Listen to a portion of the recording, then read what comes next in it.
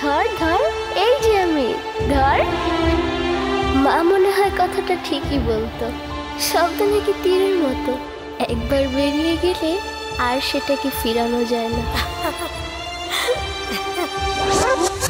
মান্নাত ঢাকাতে নাই, ঘুমের খোঁজে গেছে। দাদু,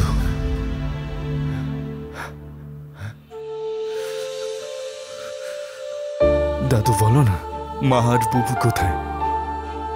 নাতিটা ওর মারে অনেক ভালোবাসে, তাই মারে কাছ থেকে দেখতে চায়, আবার মায়ের কোলে ঘুমাতে চায়। শব্দ, যে শব্দে সত্য থাকে সেই শব্দ মানুষকে ভালো থাকতে শেখায়।